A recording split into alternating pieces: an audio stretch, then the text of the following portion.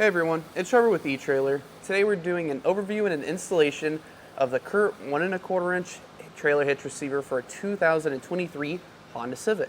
Now this trailer hitch is going to be rated for 2,000 pounds of gross trailer weight and 200 pounds of tug weight. So it's perfect if you got a small utility trailer or maybe a jet ski that you want to tow around. This trailer hitch is going to use a 1/2 inch pin and it's going to have a nice durable glossy black powder coat finish on it.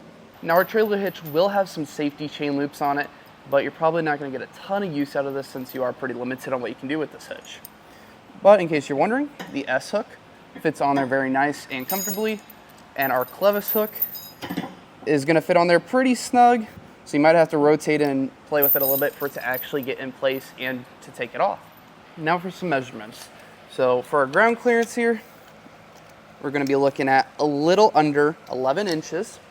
Now we're going to find the measurement from the pinhole to the outside of our receiver tube, so that whenever you're looking for accessories, you're going to know if the accessory will actually clear the hitch or not. And from the center to the outside, we're looking at 2 inches. So if it's over 2 inches, you know it's going to work perfect for you. Now the installation on this hitch, you're going to have to do a little bit of cutting, and you will have to remove the entire rear fascia of the vehicle, but it's not really that bad to do. But if that's something that makes you a little uneasy, you can always use our dealer locator to find a shop near you that'd be able to help you get it in and get you back out on the road. But if I've convinced you to go ahead and give this a try, we can go ahead and get this up in the air and dive into that installation. To begin our installation, we're going to start by taping up the fascia. This is just to protect it from getting scratched up whenever we pull it off and put it back on.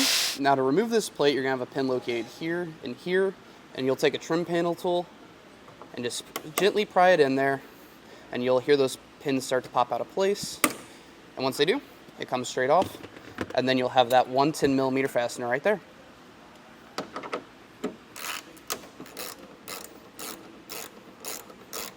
Now we're going to come to our fender well, and we're going to have 3 Phillips head screws located on the inside that we're going to have to remove.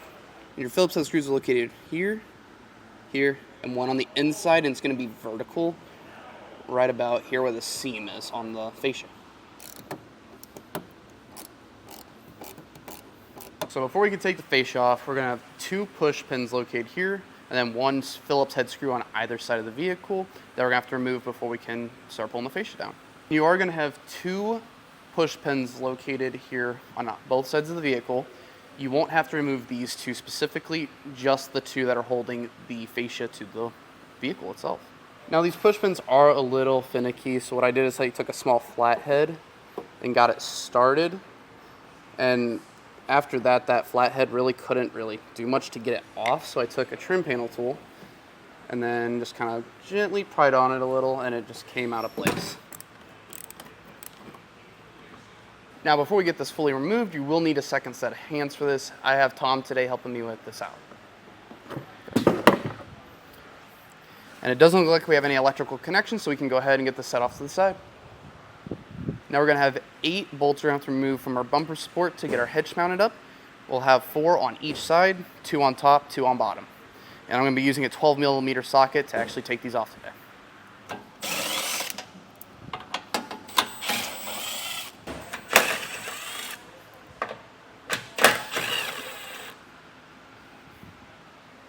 With an extra set of hands, we're going to set the bumper on top of our hitch, and now we're going to get lifted into place.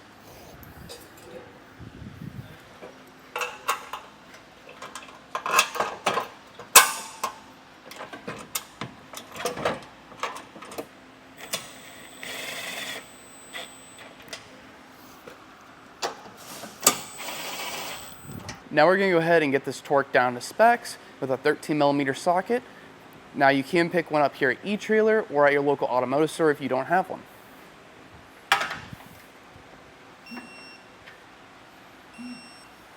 So we're going to have to do a little bit of cutting before we can get our fascia put back in place.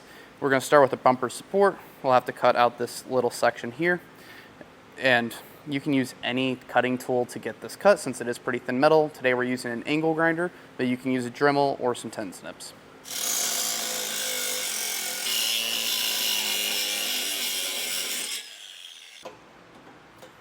Now we're going to have to trim our fascia so that our hitch can slide through and underneath our bumper.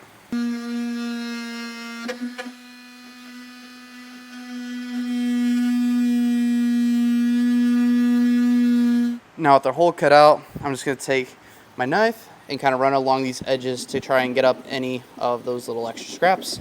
Make it look a little bit nicer whenever we put it back up. We can come back and hit that bare metal with some black spray paint or a black paint marker and get our fascia put back up in reverse order. Well, that concludes our overview and our installation of the CURT 1 1/4 inch trailer hitch receiver. My name's Trevor. Thank you for watching.